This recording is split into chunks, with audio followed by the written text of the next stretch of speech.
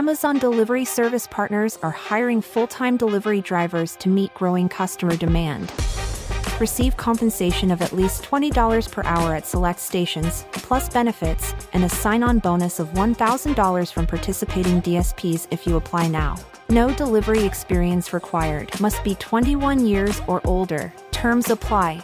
Apply today at amazon.com/driver. That's amazon.com/driver. Hey, it's Christine from Storyworthy. Today on the show, comedian Chris Gethard talks about how he learned he could kill another human being. I walk across the room and I hand this knife to this guy, George. And when I put this knife in his hand, two things happened.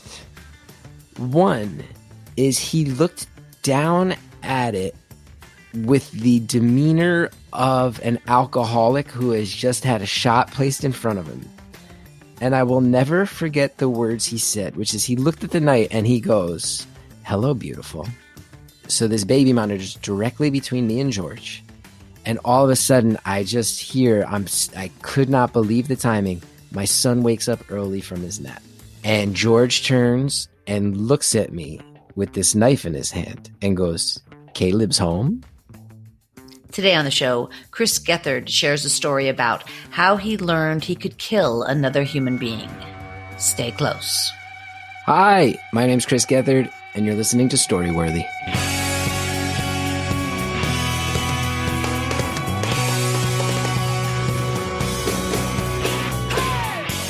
Welcome to Storyworthy. My name is Christine Blackburn, and I'm coming to you from Los Angeles, California.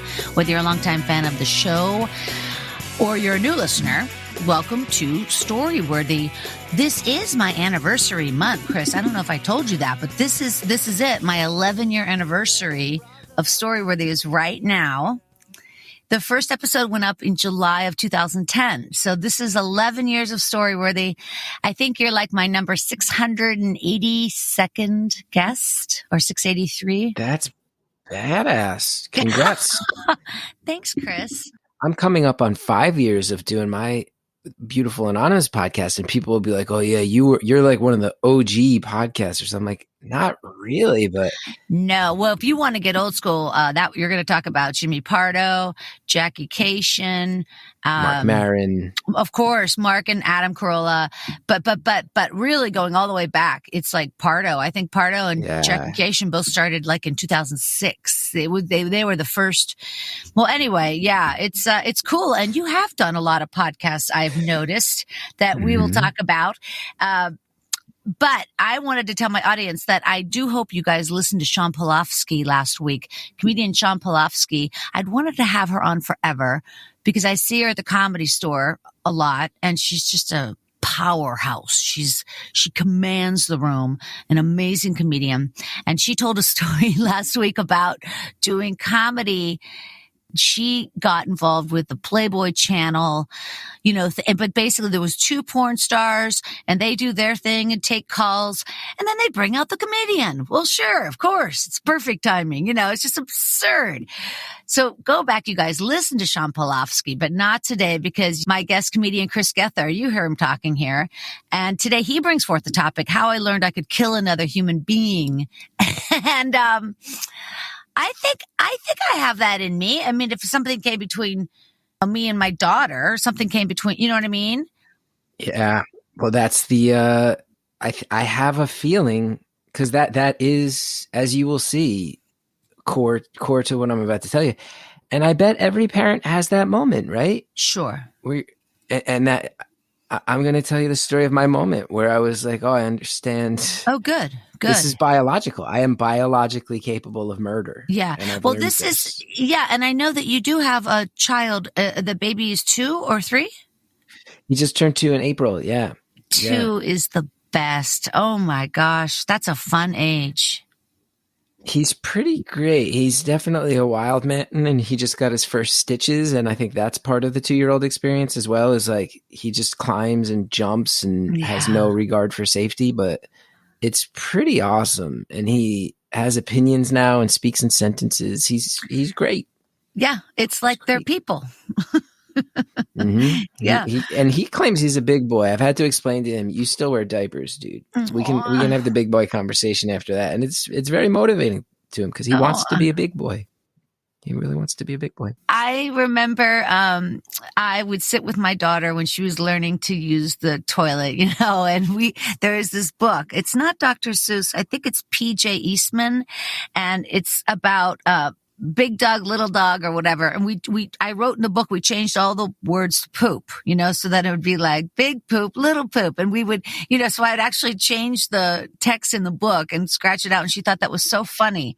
And then we would sit and read that and, she would laugh. And that was part of it, her being comfortable. I first of all love that. And then I'm really bad with tangents. I do apologize, but I wonder if you think I've been shocked as a young parent to realize two things about Dr. Seuss, which is one, a lot of things we remember as Dr. Seuss were actually like other authors under like Dr. Seuss's umbrella. Yeah. And B, there's like a couple good Dr. Seuss's, and then a lot of Dr. Seuss's, in my opinion, he just clearly had a book due and wanted to make some bank and just made up some more. He was just like, all right, the Floozles, and they go to Goozles. And that's it. And you're like, they're all the same, man. But the Lorax is great. Yeah. And Sneetches is great. Mm-hmm. And he did all the places you will go, didn't he? That's Dr. Seuss, isn't it? I think so. But is that right? That's one of those ones where all of a sudden you go, wait, who's this other person? And it's drawn. And Dr. Seuss like presented it, and it kind of has a Dr. Seuss vibe. There's a bunch of those. It's so like funny. Go Dog Go. Go Dog Go is not Dr. Seuss. Oh, wait, that was the one I'm talking about. My daughter and I would say poop dog, poop, or you know what I mean? Go, go poop, whatever. And that, I think that's P.J. Eastman, the one that did the other one with the yellow spots in the zoo. Put me in the zoo. Remember that one? We haven't gotten to that one. I kind of shake in dismay anytime my son goes to the bookshelf and pulls a Dr. Seuss off. And I know this is sacrilegious to a lot of people, but I just, there's so many that have like value, both like in terms of like entertainment and education. And then so much of the Dr. Seuss stuff is just like Gagots and Bobots from the Kingdom of Cloglots. And I'm like, I can't, they make me feel insane. That's the problem. They're not bad books. They just make me feel insane. Hey, you know what is a classic though is Cat in the Hat. I mean, I'm just saying the graphics, it's beautiful. Sure. I mean, the pages. Mm-hmm. Now, my daughter and I brought her up on the Peanuts and Charlie Brown. Yeah. And so she still loves Peanuts and Charlie Brown. And I feel like that is good comedy, like it's witty and it's also classic. It's, and then it translates from the movies and she's got the cartoon books and she's got the figures. And so I like that world. I like the Charlie Brown world for some reason. We're big. I've been so I find it kind of jaw dropping actually to see how well done Sesame Street is. And like even the old episodes where I go, I watch stuff that I watched when I was a kid. And I go, wow, there was like a lot of thought and strategy put into this, and it's funny and it charms me. And I see my son just light up, and especially Elmo, who didn't exist when I was a kid. I sit here, I watch, I go, oh, my son, like Elmo is his guy. Like Elmo, like I almost feel it's like Ernie was my Letterman and Elmo is like my son's Conan. It's like that type of thing, Listen, I got to tell you, and I know you know this, but man, you hold on to these moments because they go by so quick, and then your kid will never look at Elmo again. Like I remember Bama, my daughter was into Clifford the Big Red Dog. Oh, my son too. My son loves it. There's one Clifford book. My son can't get enough. Hey, listen, have you had fun during the pandemic with your son? It's been the whole silver lining, as you can imagine, is, is living the comedian lifestyle. I have for over a year now had dinner with my wife and son pretty much every night for a year straight. And it's just not a thing with what we do, between being on the road and being out, like getting your material tight, like very often you just miss that. And I like knowing that, even in my real life, like I'll sometimes be gone for like a 3 or 4 day stretch of a week, but that means the other 3 or 4 days I'll have pretty much totally clear to play with them. I feel like that is overall a benefit, but the silver lining of the pandemic is that my wife told me, she goes, I think you and he are just friends at a level you wouldn't have been if it wasn't this year. So that's so sweet. I feel lucky on that way. And it really does help to have another person around raising a baby like that, because you freak out every second of the day because they're going to toddle into the street. They're going to fall down the steps. They're just so dumb. And he doesn't care. He's fearless. Oh, right. It's terrifying. Even compared to other kids his age, I've noticed that my son, like, he doesn't, and knock on wood that this continues, and I'm sure he'll go through phases, but like I see other 2-year-olds who throw tantrums and he doesn't really go there in that way. But he will also, like, we took him to a lake and the kid is 2 and he sprinted and jumped off the dock and he had floaties on. And my wife was swimming and realized he was about to do it and like kind of put her body in the way so he wouldn't just like go totally under. But it's like he just sprinted off a dock and the other 2-year-old kids are terrified to do that. And he's just not scared. Wow. Which is cool. As a lifelong scaredy cat, I'm like very impressed. But then I also go, it just means I have to have more fear because you have none. Yeah. You know? You think you're a lifelong scaredy cat? I'm a nervous fella.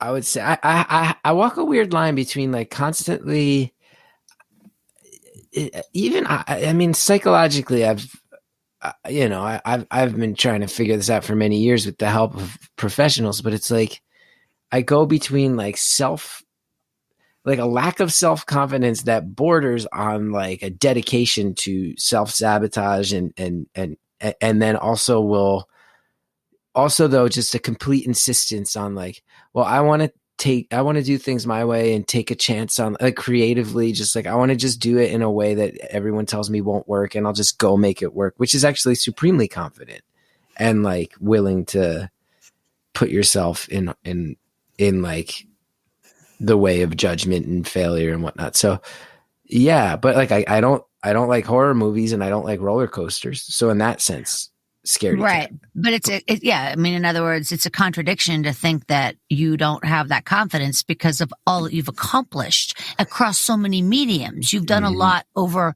a lot of platforms and a lot of mediums. You've done so many things. So that is the ultimate confidence. So your scaredy catness, you're just saying like you're a baby when it comes to horror stuff. And I feel like when I was 2 years old, I wouldn't have just run and jumped off a dock.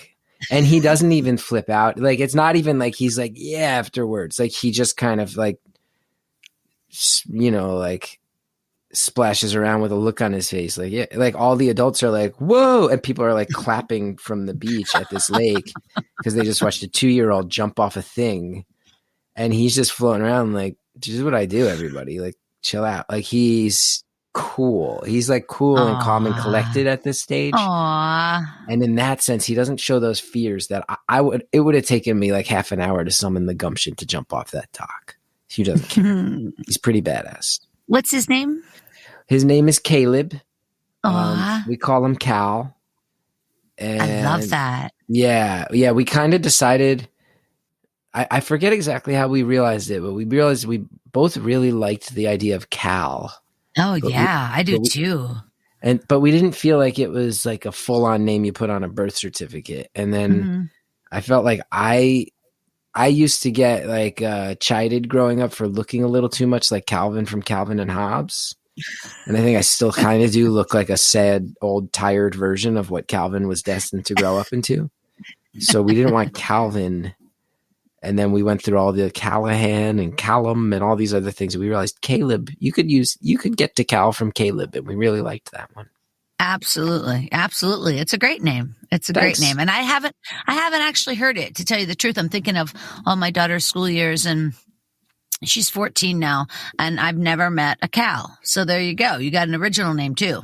I also get the sense that people react to it as if they're like, that's like, people will meet my kid and like other parents of other kids. Like I'll see them going like, that's the name of a chill person. Like, that's the kind of reaction it gets. It's like, oh, Cal?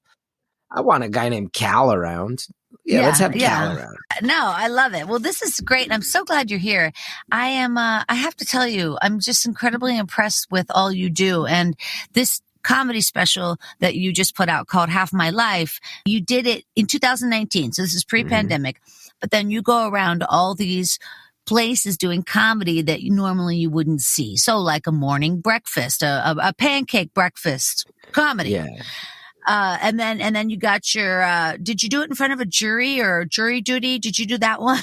I didn't do jury duty. I did do it in front of alligators. I did an audience full of alligators as part of the special. Wait, are there people there too or just No, gators? just alligators. Just alligators. I see. Yeah. No heckling, I hope. No heckling. Well, there were, this is true. I do call it out in the course of the footage that a bunch of meat had been thrown on the ground to attract the alligators, and then a bunch of vultures kept flying down and stealing the meat, and it actually felt pretty similar in some ways to being heckled.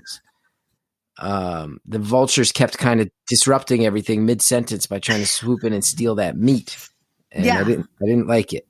Yeah, it's like a coffee maker just starting up in the middle of your set, right on the punchline, you get hit with a cappuccino machine. Yeah. But you did do a lot of cool places, and that shows an awful lot of ingenuity. Thanks. Well, I just wanted to, most times you see special and it's like a really fancy venue because it's kind of, you've earned it and it's a big celebration of the material. But I took cameras to 10 venues and I self-funded the whole thing because I was just really interested in just kind of like, what if I showed, like, can I make a special that shows the idea of like, yeah, I'll perform anywhere. Like the venue wants to throw a 9 a.m. pancake show. All right. If we can sell tickets, I'll do it. Like, let's do it. Like I'll rent.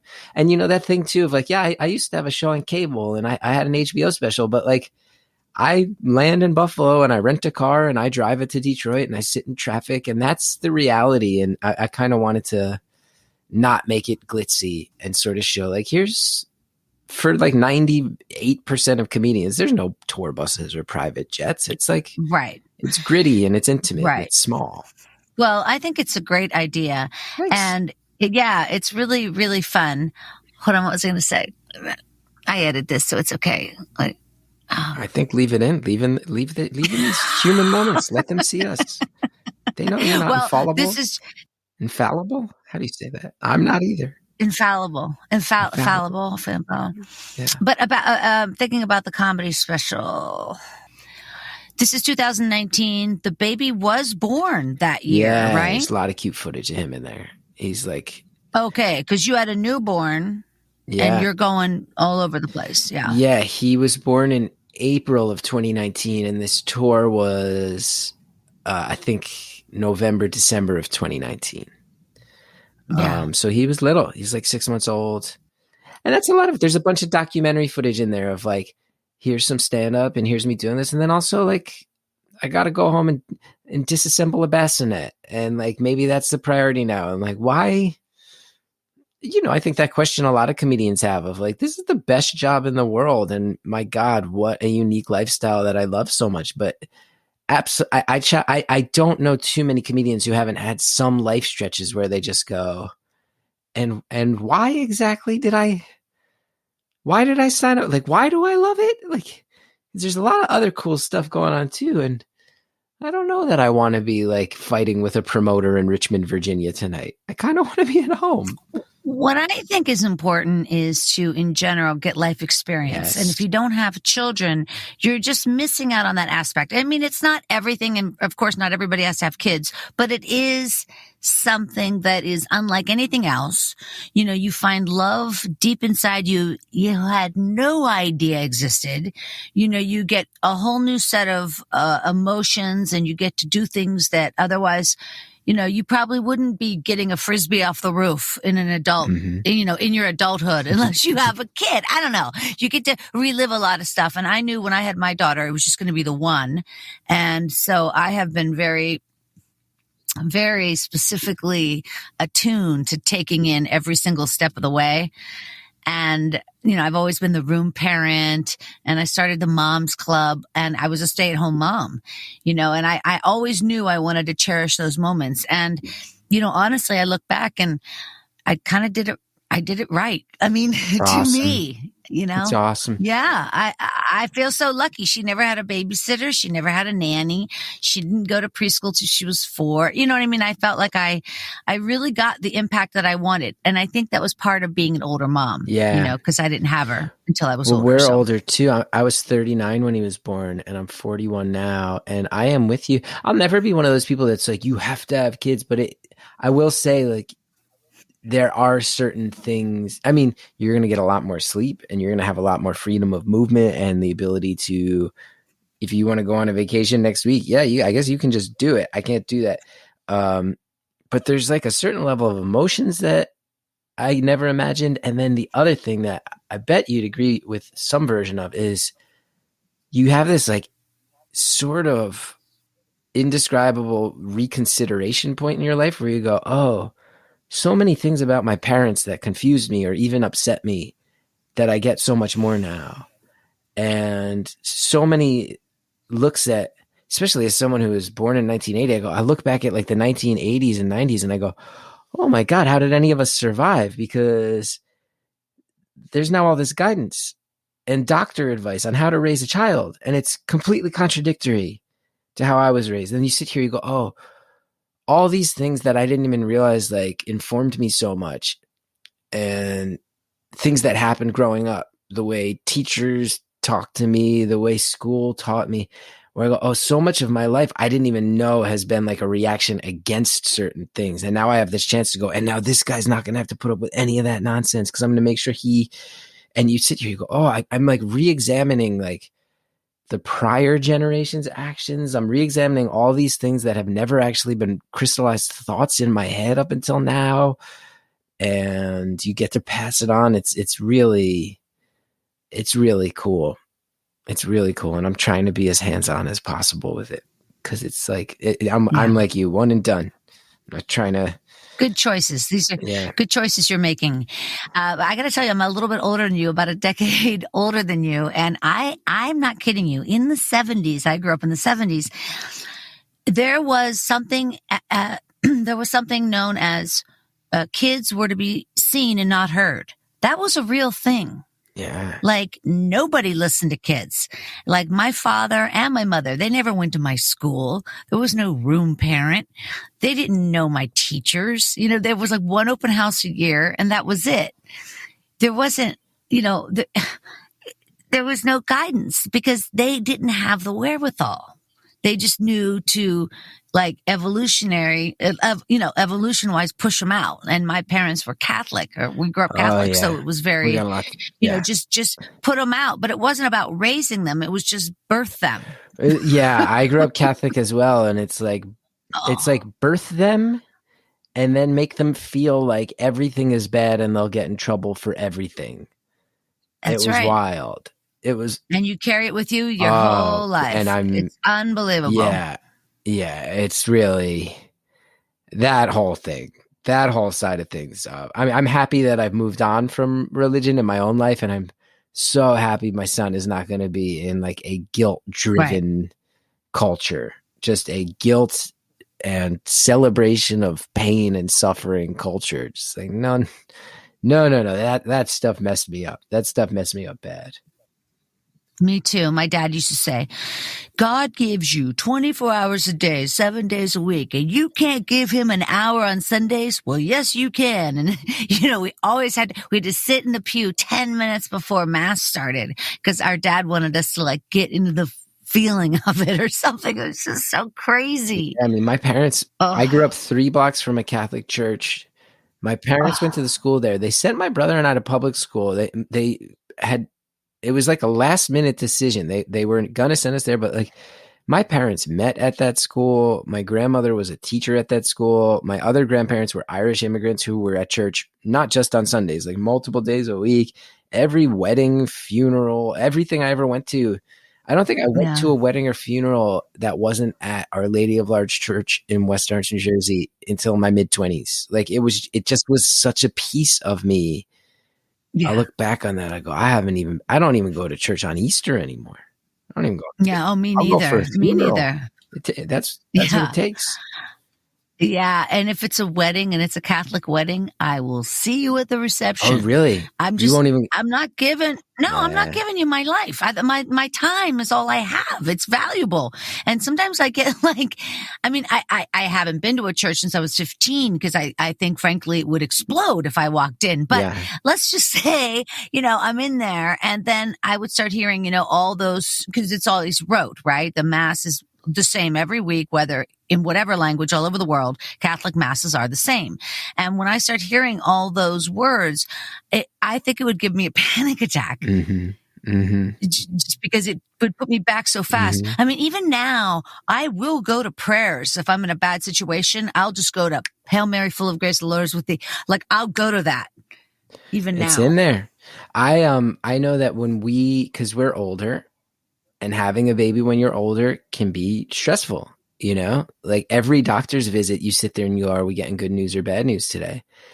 And I found myself with this compulsion I didn't expect to start going to mass again. And I realized not even going to masses. I went to a few masses on Sundays, but if I was like, because I was still living in New York at the time, and you just walk past churches. If I walked past a Catholic church and the door was open, there were a few times where I just ducked in and said a prayer to the Virgin Mary, because I'm going, we have this like major cog of my religion who's a woman and a mom and like birthed God in a manger, and and I'll never forget two aspects of it. Was one, my wife, who was not raised Catholic, one Sunday I woke up, I went, I think I'm going to go to church. I just feel like it after all these years. And she goes, okay, I get it. And I get you're figuring this out, but please don't give them money because they hate women. And I was like, okay, right. And then I'm not kidding you. I'm not kidding you when I tell you, I think I went 3 Sundays in a row.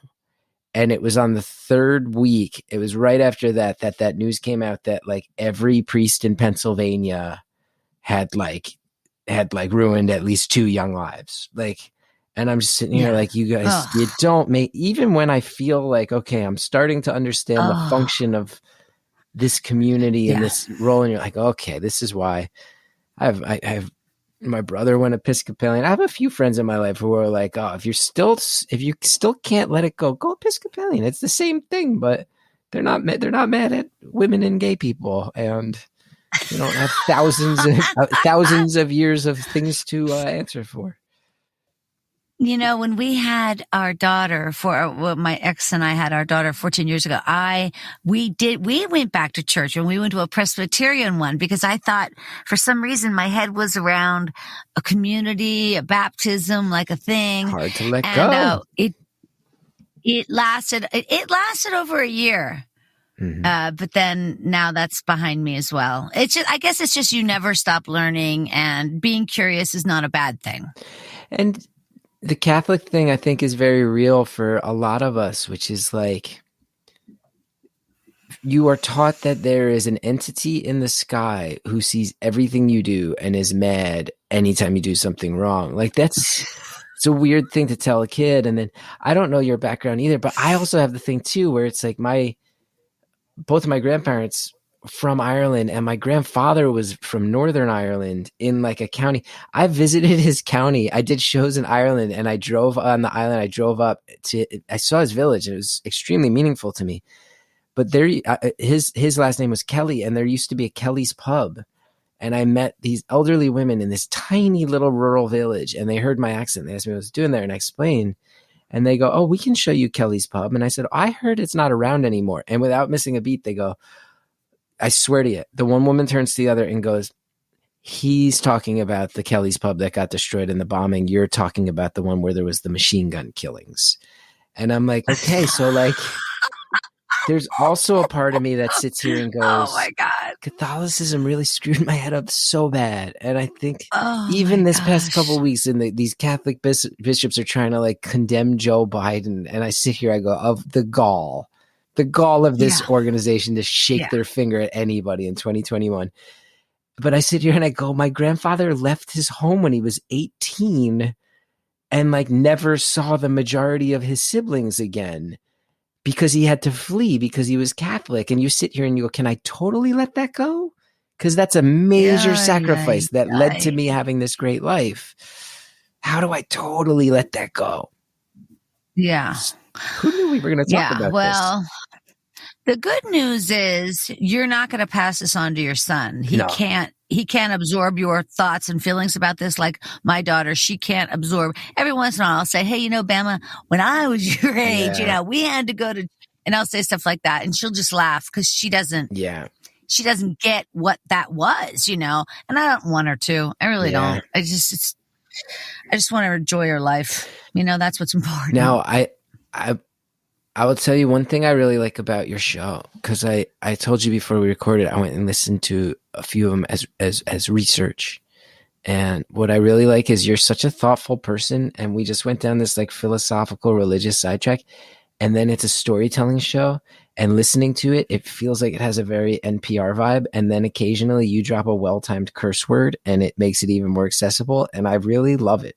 And I say that with high complimentary praise, where I was listening to it and I went, oh yeah, this is like as good as that style show, but then also completely unpretentious and accessible, and I liked it. Well, thank you. That's a huge compliment from you, because you have worked so thoroughly with NPR, with This American Life. Mm-hmm. And NPR has referred to Chris Gethard, ladies and gentlemen. They referred to him as one of our great cultural commentators on comedy tragedy juxtapositions. Boom. That is so kind. What an amazing thing to say. Yeah, that was pretty cool. That one felt good. Really cool. Yeah, no kidding. No kidding. Well, I do think that storytelling can be like very mothish, or like the moth, or it can be very NPR-ish. But for me personally, my interest is in comedians. I'm a comedian. I love stand-up. For me, it's like my head is always with stand-up. And I just have so many comedian friends now in my life, and I like that. I like comedians. So that's the difference in terms of not being like the moth. It's just, in my opinion, at a different level, because comedians think so quickly. Yeah. We're always kind of much further ahead, so we don't have to sit through a lot of the precursors. We can get to the meat of it, and then swearing is just normal. And I'm curious if somebody doesn't swear, like how do you emphasize that? I'm with you. I'm with you. I like it. All right, listen, we're going to get over to your story, how I learned I could kill another human being, in just a second here. But I wanted to remind everybody that, first of all, Storyworthy is now with Podcast One, which is a huge podcast network, and I'm very grateful to be on that network. And Story Smash, the storytelling game show, we're on a break for the month of July, but we will be back live at the Hollywood Improv in August. So, Chris, if you are around, I've got to get you on Story Smash, the storytelling game show. We play once a month at the Improv. We played for 3 full years, and then the pandemic. Yeah, we're finally getting back, and it's just such a great show. You guys go over to storysmashshow.com and get more information and updates, and also follow Story Smash on Instagram at Story Smash, and yada, yada, yada. You know that. All right, you guys, he's here right now. You've heard him talking, Chris Gethard. He is a comedian and an actor and a writer, and you've done so much great work on all the shows I love, like The Office, Parks and Rec, Inside Amy Schumer, Space Force, which is my daughter's favorite show.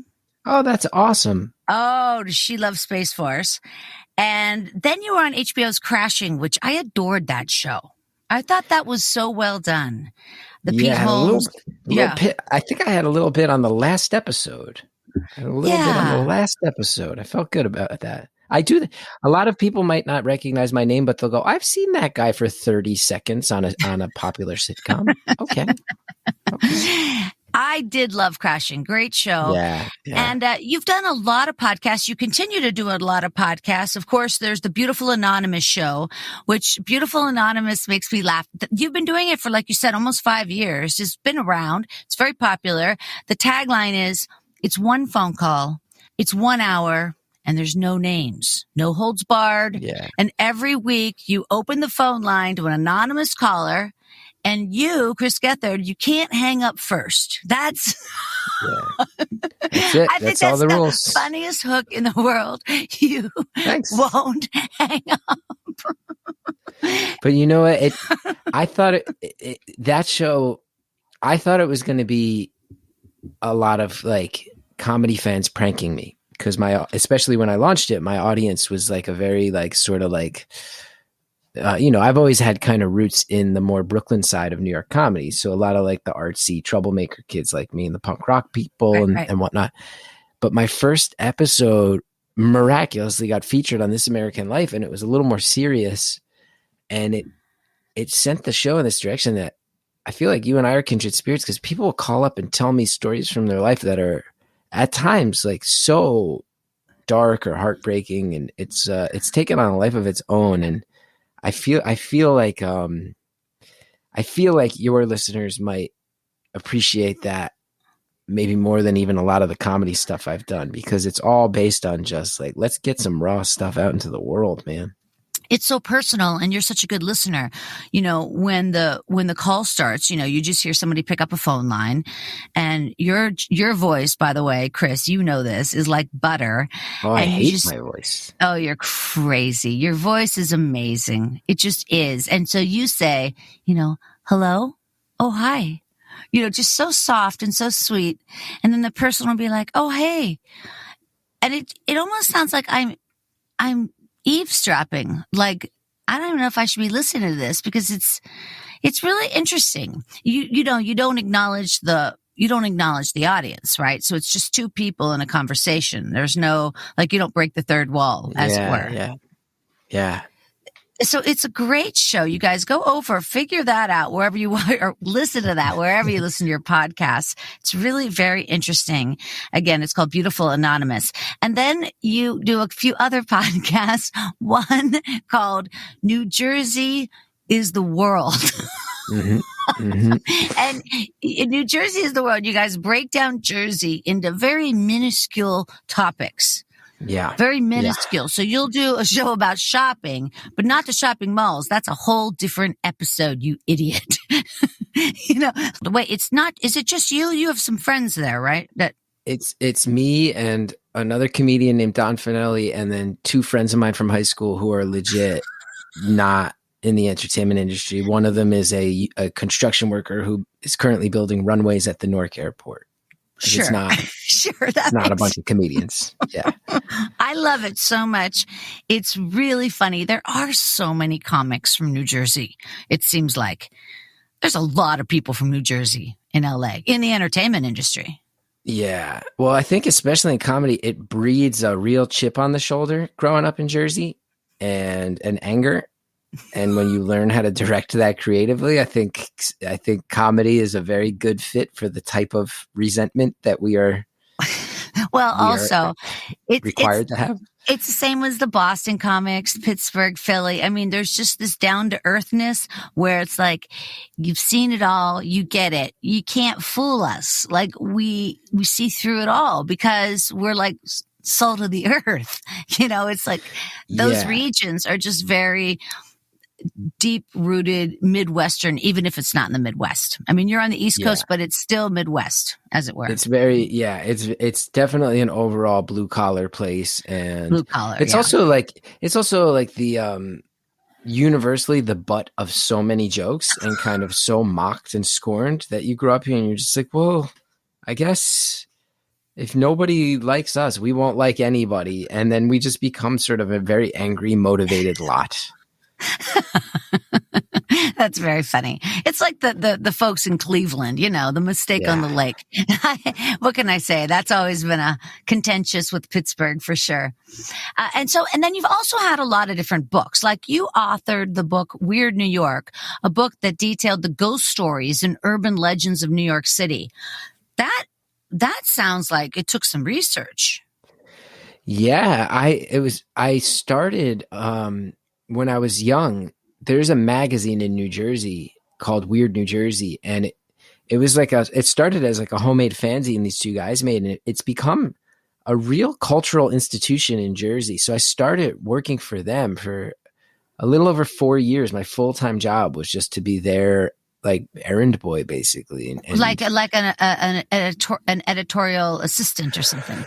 And like picking up boxes at the warehouse and dropping them off at bookstores and entering names on mailing lists and like real grunt work, packing up orders, taking them to the post office, and then also just writing a lot and making a thing. And I think it really to this day informs why I like to do so much of my stuff sort of like self-controlled and self-funded and DIY style, because I just watched them. I just feel like that is an idea that if somebody was like, why should I give you my money? What's your idea? And you said, I want to write a magazine about haunted trees in New Jersey. They would not give you money, but it's a wildly successful thing in Jersey. And it led to a whole book series, and they put me in charge of Weird New York. And I co-wrote a bunch of the other books, and a lot of people like they sell them in the Barnes and Nobles, and they're like a coffee table book series. There's there's almost all 50 states have one. And I really helped. I was like there in the early days helping to kind of build that whole thing. And yeah, I've lived a strange life. So that was the first one then. Weird New Jersey was the first one. Yeah. Yeah. I would have thought it had been like Weird Florida. That might have been. You know what I mean? There must be one of those, right? Is there a Weird Florida? Weird Florida is one of the better. I would say out of the book series, it's one of the heavy hitters for sure. It's gotta be. There's a lot of stuff going on down there. It's got to be, because that would be like a great gift. Even if you don't know people in Florida, it's just funny. Yeah. Oh, I could see that. That's awesome. And then you had a self-help narrative called Lose Well, published by HarperCollins. So that's a big deal. And we're going to get your story in 2 seconds, but what does that mean? The self-help narrative. What did that mean? Lose Well. So I did my HBO special, and my HBO special was produced by Judd Apatow, and it was like pretty honest look, and I'll maintain that I am proud to say that I think there are legitimately a lot of really funny stories in it. Like it's comedy, and I worked hard to make sure it's comedy, but it's all comedy that really focuses on. There were a couple years there where I really lost my mind and really was in a dangerous place. So it focused on that. It came out in 2017, and there was an editor at Harper One who was very taken with it and said, I want you to write the book version of it. And I said, I don't want to dwell on the depression forever. And I also kind of feel weird making money. Like, I don't want to just keep commodifying depression. Like I've seen people who do that, and I trust that they're like very driven, that's their lifelong cause. But for me, it felt like it would be, I'd like to think that I'm a comedian and I've done other things too, and I don't want it to be my sole thing. He goes, well, why don't you just write something that comes from your gut then? And I said, well, if you still want to give me a book deal, I'm happy to do it. And I basically wrote a thing from the perspective that I think a lot of comedians have, which is, I think comedians are acquainted with the fact, you're going to fail a lot more than you're going to succeed. And every time you see somebody who's successful, the large majority of the time that person has stories about really profound failure as well. So the book kind of focuses on that. It's like kind of a lot of narrative stories that are all in the goal of kind of demonstrating that failure is a very necessary element if you want to get anywhere creatively. Sure. Yeah, I agree, because it's your perspective. So how can you expect people to just jump on board with everything you're thinking, because they're different people? I mean, if you really want to get down to it, it makes sense that it would be troubling, that there is rejection. There has to be, because it's subjective. It's art, there's not really a choice. But that being said, that's just one book. And so it's just one. I would think that maybe you would have thought to the publisher, like, or maybe that is how it ended up. Like, let me just put this in one little place and I'm done. I'm moving on. I don't need to talk about it over and over, but it's nice to have it like, filed away, as it were.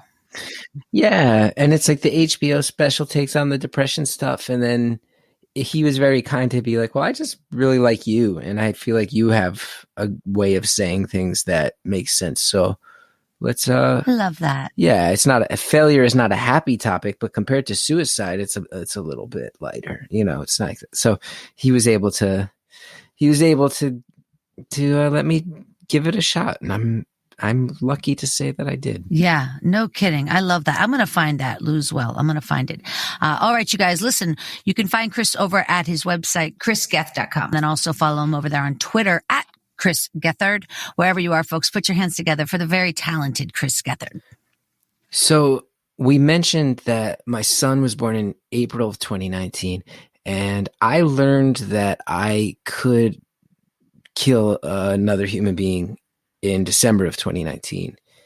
It's, it's the type of thing that you always wonder about. You watch movies where people are just like killing each other. I'm like, I wonder if I had to, if I would have what it takes. And I had a moment where I knew I might have to, and I will.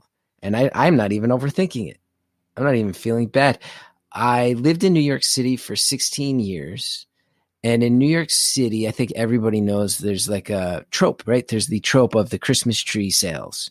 And I think anybody who's ever watched like a Christmas movie set in New York knows exactly what I'm talking about, let alone if you've been through New York, which is there's these people and a lot of them just come down from Canada.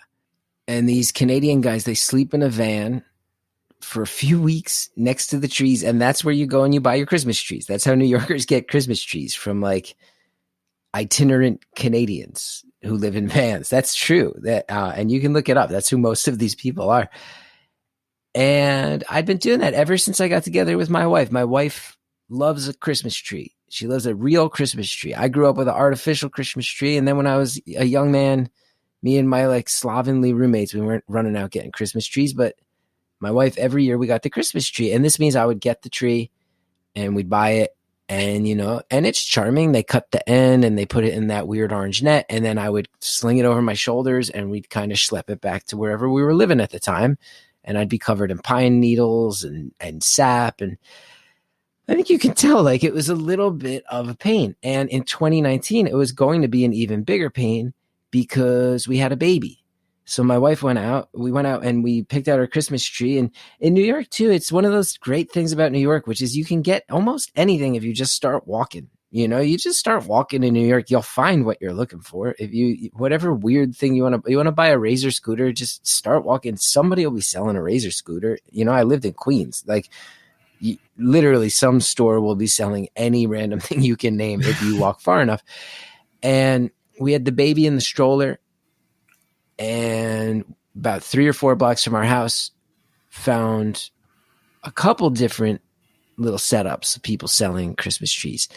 And one of them had 2 magical words that I loved so much, which was free delivery. Oh, yeah.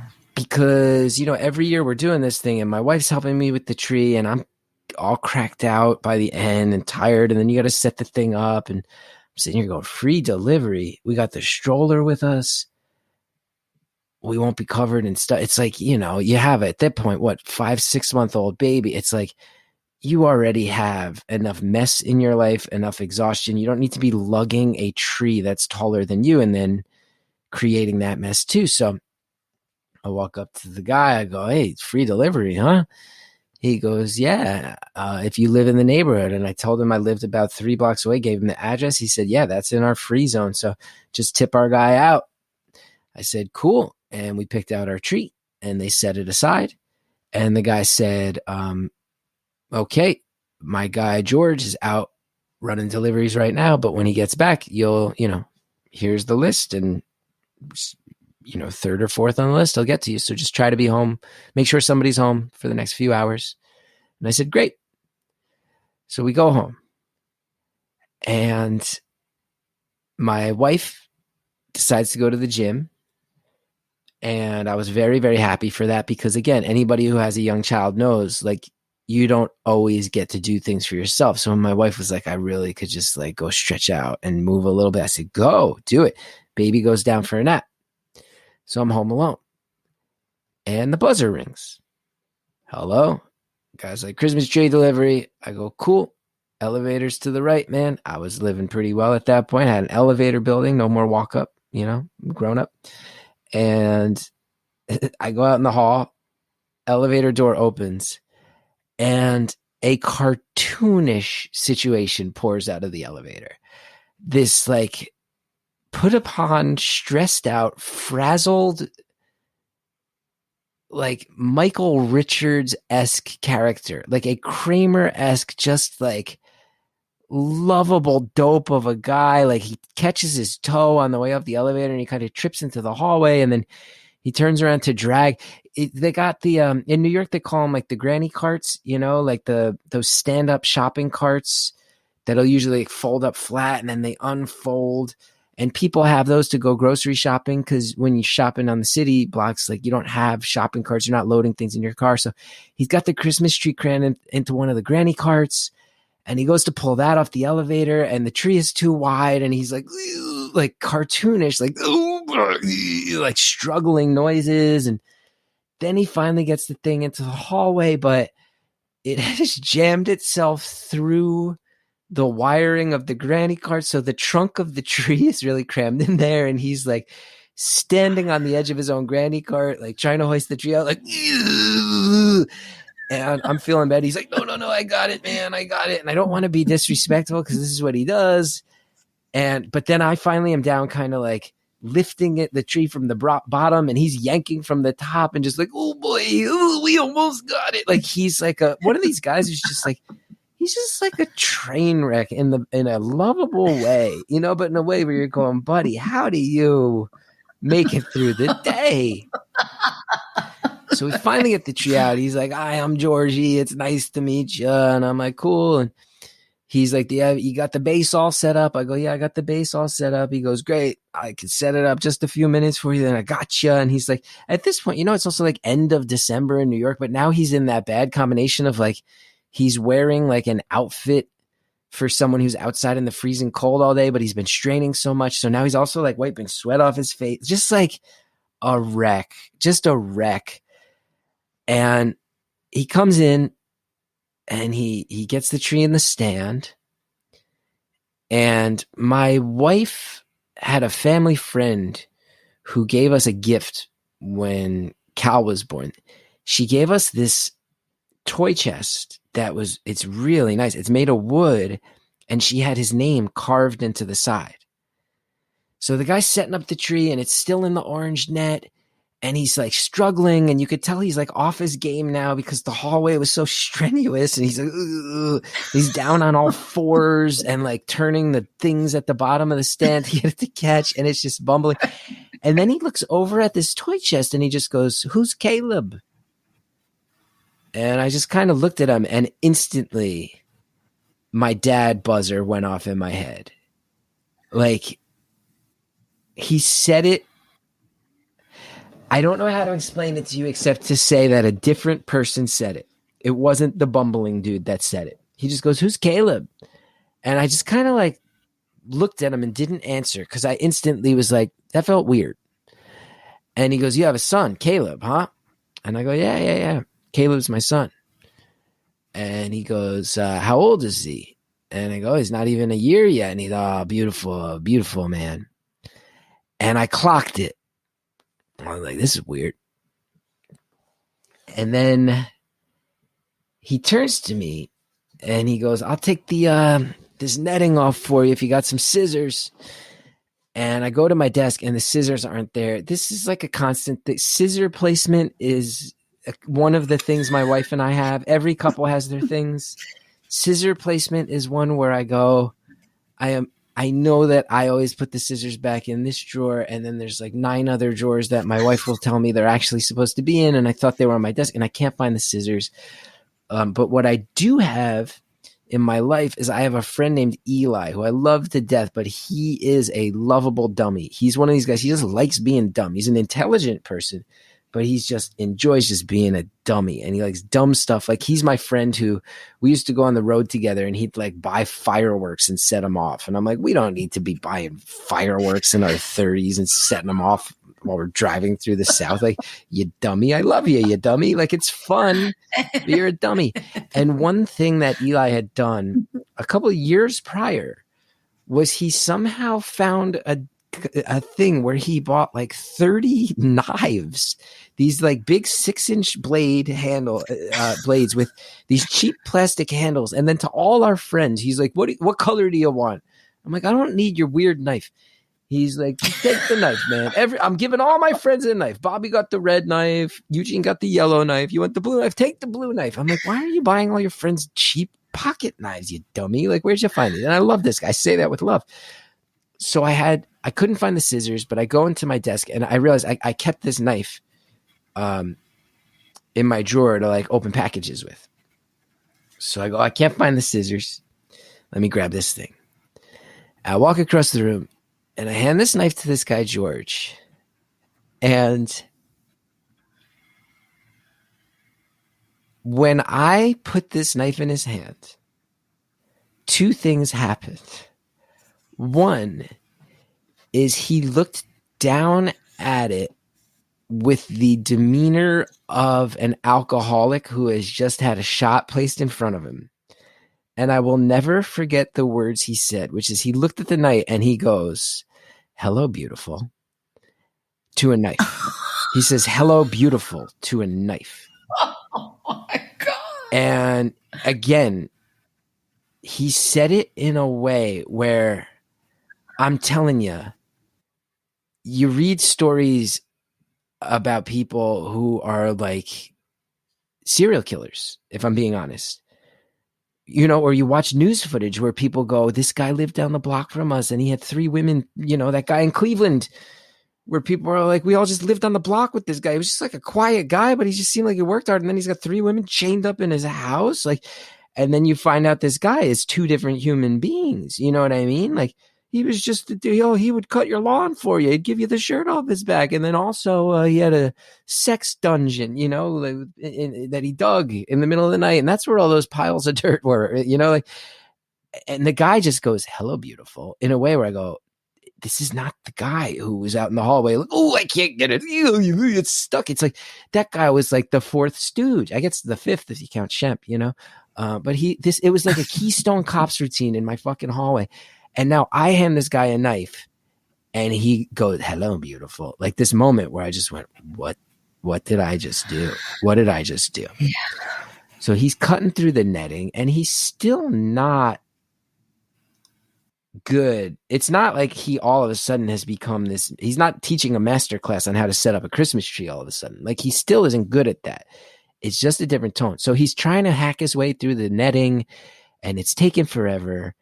And then all of a sudden, and we're in a New York City apartment. So the crib is at the foot of our bed in our 1-bedroom apartment. And on the other side of that wall is our kitchen. And then it opens right up into the living room where I am with George. It's a New York City apartment. So think of it as the bedroom, the bathroom, and the room I'm in with this guy. And baby monitors set up on the kitchen counter. And George is kind of on the other side of that.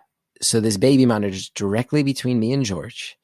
And all of a sudden, I just hear, I could not believe the timing. My son wakes up early from his nap. I just hear, and George turns and looks at me with this knife in his hand and goes, "Caleb's home?" And I just knew in my heart, in that moment, I just went, I might need to kill this fucking person. This person is putting me in a position where he might need to be dead. And I started feeling that. And I'm telling you that. And parent to parent, I'm telling you it in a way where I go, not a hyperbolic thought, not a histrionic thought, just the innate knowledge of like, I handed this guy a knife. When he touched the knife, he reacted like he had just sniffed cocaine for the first time in 10 years. And now he just looked at me and made note of the fact that my son's awake and he's looking me in the eye. And it just hit me. I might need to kill this person.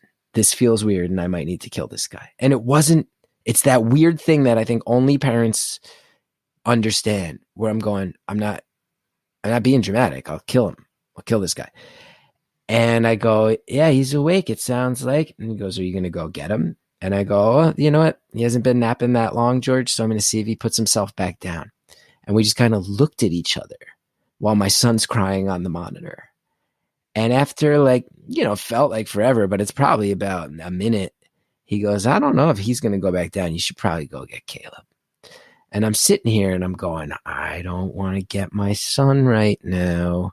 But then I'm also going, maybe some of it is the Catholic upbringing. You never want to offend anybody. Then there's also a part of me going, what's going to create more tension? And I'm sitting here in my head making like snap decisions, but I'm going, in reality, if nothing was weird about this guy, I'd be getting my son right now. So let's do that, because I know that that's the normal thing to do. And he's going to see, maybe he's just a weird guy. So I go and I get my son, and he's doing the sleepy baby on my shoulder thing. And I come out, and George says, oh, he's beautiful. Look at his blue eyes. Beautiful baby. You're beautiful, Caleb. And I'm going, thank you so much, George. And he's like barely even bothering to cut away at that net with that knife. And I'm just looking at him. And we had, in the middle of my apartment, New York City apartments, you can't raise a baby in these apartments. I don't know how people do it. We have since moved back to my native land in New Jersey, but we had like a big baby cage set up in the middle so we could plop him down and he could play. So I just put my son down in the middle of the baby cage, and I put my back to my son. I'm directly between my son and this man's view of my son. I just look at him. I go, hey, you know what, man? Like, he's awake. I got to deal with him. So you got the thing almost all the way off. I'll finish taking the net off. And George then proceeds to make a choice where I will tell you, he ruined a piece of my childhood, and I think my son's childhood forever. This guy, and I wish I could do the voice, proceeds to look at my son and go, Caleb, do you like George? In a Donald Duck voice, like a nightmare Donald Duck voice. He starts going, Caleb, do you like Georgie? Oh, do you like George? And my son, who is a sweet boy, he can be a shy kid, but he wants to have a good time. He's a nice, sweet, well-intentioned boy. He really is. He goes, Caleb, do you like George? And my son bursts out crying quicker than he ever has after one sentence from another human being. I've never seen my son instinctively react more poorly to anyone than this knife-wielding Christmas tree delivery man who's decided he's going to impersonate Donald Duck. So I go, oh, he's just waking up, George. Don't take it personal. And he goes, I guess he doesn't like me. I don't know. Kids don't like me sometimes. I go, do you have kids? He goes, no, but the kids I meet, they don't like me. And I'm going, whoa, that's a scary thing to say. This is a scary thing to say. So he keeps doing the Donald Duck voice, and my son's just looking at him. And George walks up to the edge of the baby cage, and he's doing this Donald Duck voice with my son. And it hits a point where I'm sincerely going, okay. He's now close enough to my son that I don't want to step over to the kitchen area to get a butcher knife. I guess he's got his shoulder towards me. I don't know which hand he has that knife in. I think if I start floating back now, he won't notice that I'm trying to get behind him. I guess I might just choke him to death. And I'm sitting here legitimately going, I think probably that's it. Yeah, I don't think I have time to get my own weapon, so I'll probably just try to fucking choke him to death. All in front of my young son, my not even a year-old son. This kid's 6, 7, 8 months old, maybe April to December. So I'm sitting here going, I could kill this guy. And it's really hitting a porch where George is going, wow, he really doesn't like me. Caleb really doesn't like me. And I finally just turn to him and I go, George, I got the tree. You're going to go now. And it was this moment where he could tell, I don't know. Who knows? Who knows? Maybe he's just a weird guy. Maybe he's just a weird guy who had a long day and he's tired from dropping off trees. Or maybe he was a guy who did, in fact, have these different personalities inside him and that I suck him. Maybe I was just a dad who hadn't slept in 6 months and was seeing more than there was. I don't know. But what I do know is when I said that, he turned and he looked at me and there was this beat where it really felt to me like I might as well have just said, like, I'm calling your bluff, dude. It's time to go or it's time to make your move. Like, that was my tone. And he just looked at me. And he was like, you sure you don't want me to finish that net? And I go, no, I got the net, George. You're going to go now. And I tip him. I put the tip in his hand because I had the tip in my pocket because I had been told you got to tip out. So I knew. I go, I'm tipping this guy. That's when you leave. Nobody's sticking around after they get their tip. Not in New York City. People got other places to do. You got other trees to drop off, man. So I put the tip in his hand. I go, I got the net, George. It's time to go.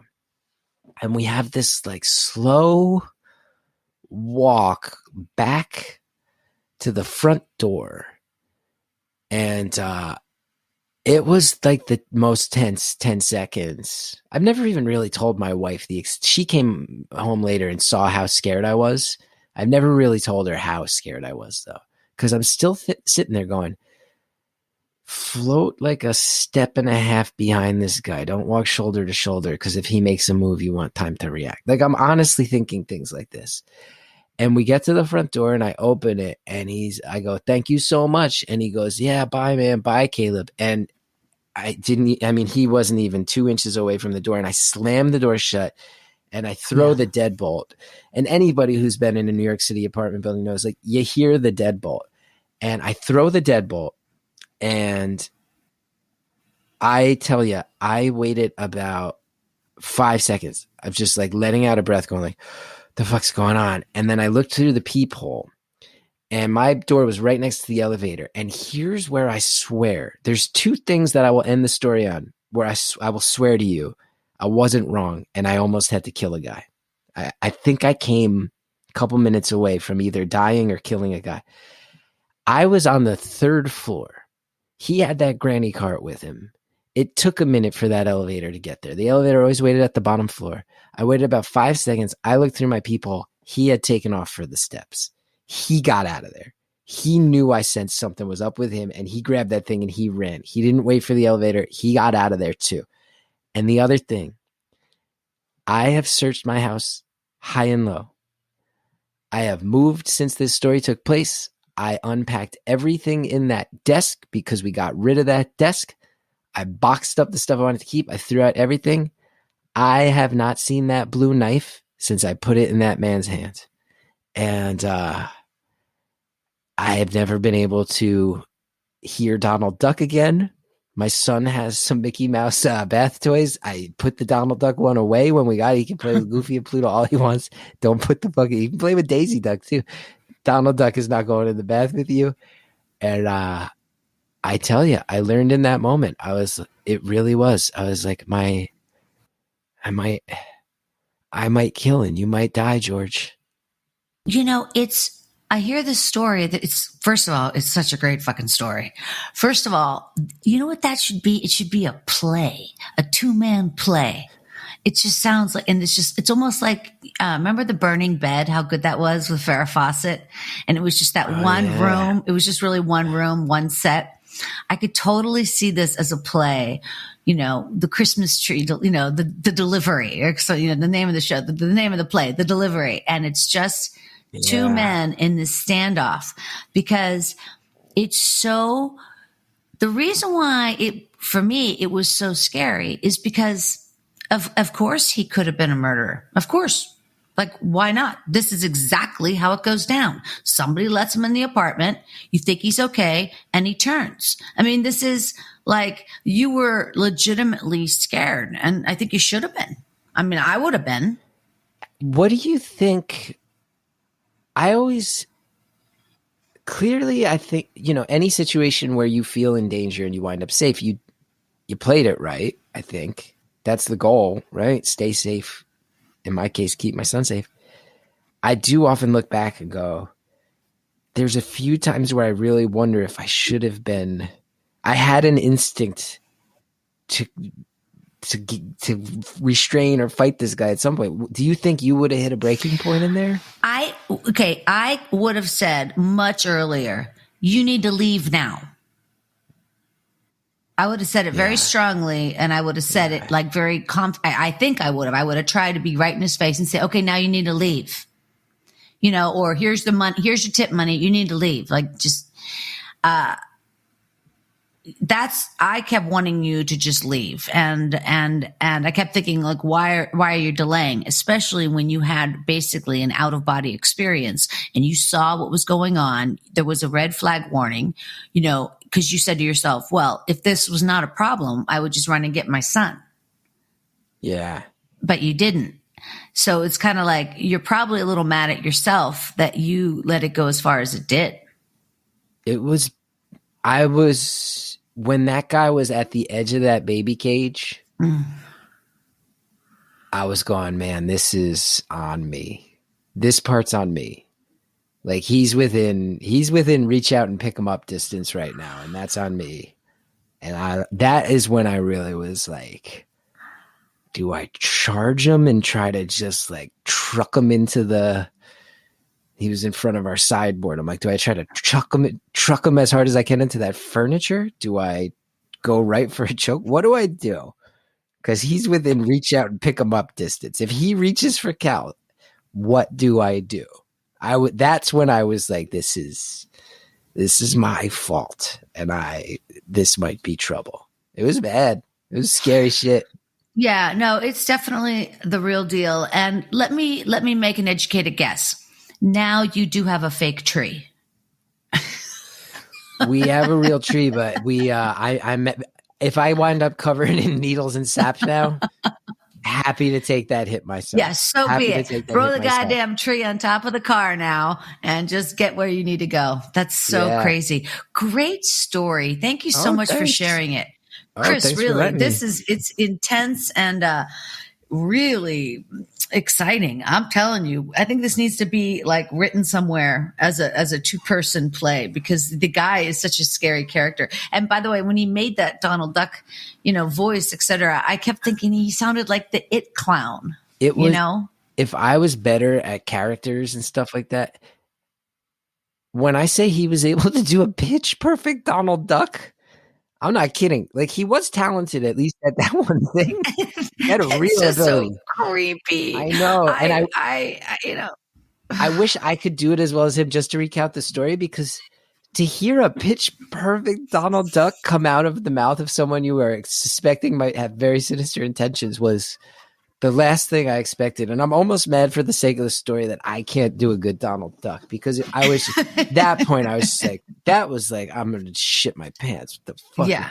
I was like, oh no. It's like, oh no. Don't even look at my son, you filthy. There's such an animal instinct. And you think about the mama bear and the cubs and all that. It's very real. We're all animals, and it's very instinctual that you would, of course, throw yourself in front of you. Of course, you'd have to. Well, I guess it goes to show that, when you're buying a product from someone who's driven from northern Canada and who's sleeping in a van for weeks at a time, and then you let someone they just found into your house, like, that's the random Canadian in the van found this guy, George. That's how off the grid George is living. He's working for tips under the purview of a Canadian van dweller. And now he's been in my house for 7, 8, 9, 10 minutes. My bad. Leave it in the hall, George. I'll set it up. Hey, it's Christmas season. Time to go on down to New York and set up our, that is just such a funny picture. But I get it. They got trees. They got time. They need to make a buck. Yeah, and they need a guy to drop them off, and they found a dude willing to do it. Probably fair to say George is not someone who likes to file paperwork or have authorities know where he is at any given time. Yeah, no, I don't think so. He probably doesn't even have a phone, for God's sakes. Yeah. All right, listen, you guys, we got to wrap it up, but I want to tell you again, head over and watch Half of My Life. You can go to chrisgethard.com. Is that how we click through to Half of My Life? chrisgeth.com. And it's Chris Geth. So it's ChrisGeth, chrisgeth.com.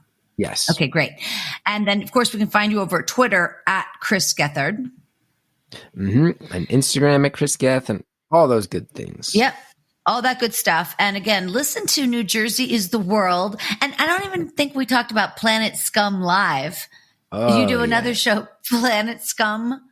Yeah, I do a show where if you guess 40, at this point, I think it's 57 items spread throughout 4 different boxes, you win $4,600. It's a real weird show, but a very fun time. Very fun. Chris, that is such a funny premise. And when do we see that? How do we watch Planet Scum? On YouTube? That's on Twitch. Planet Scum live at Twitch. It's on Wednesday nights, but Planet Scum too. I'm really proud of it. We built a whole platform. We have all different comedians doing shows. We built kind of like an online platform for the pandemic for comedians to do shows, and a lot of great people have been doing stuff there. So. Oh, that's wonderful. Yeah. I didn't know that. I've had my storytelling show and my game show going all through the pandemic. It really did bring out people being awfully creative, in terms of getting our stuff out, and I think in a way, well, for sure, there's going to be virtual comedy forever. Yeah, a lot of it was cringy, but then the stuff we all figured out that actually works, you're going, this is just a part of my career now. Because why wouldn't it be? So another silver lining. That's right. See, we got those too. All right, you guys. Thank you again so much for tuning in. This has been a blast. And listen for the anniversary shows coming out this month in July. I've got 3 anniversary shows coming out with my favorite 11 stories over the last 11 years. And you'll hear from fabulous comedians like Theo Vaughn, John Reep, Bert Kreischer, Kelly Carlin, Erica Rhodes, and I guess 6 other people. Yeah, that's right. 11. And it's a lot of fun. And so check it out, you guys. And again, big thanks to Podcast One for picking up Storyworthy. I think we'll have a fruitful relationship. All right, you guys, one more time on behalf of Chris Gethard. Thank you so much. I really appreciate it. Yeah, thanks. Thanks, everybody. My name is Christine Blackburn saying, make it a story-worthy week.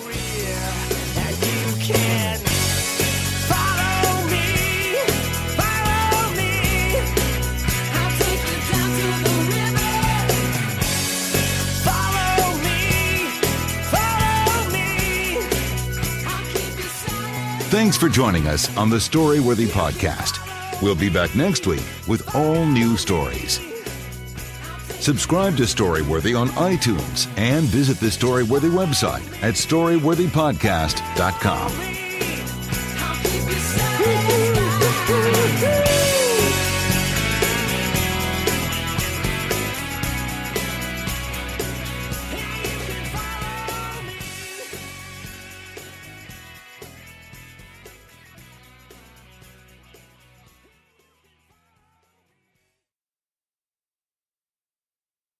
This week on RVER, sponsored by Progressive Insurance.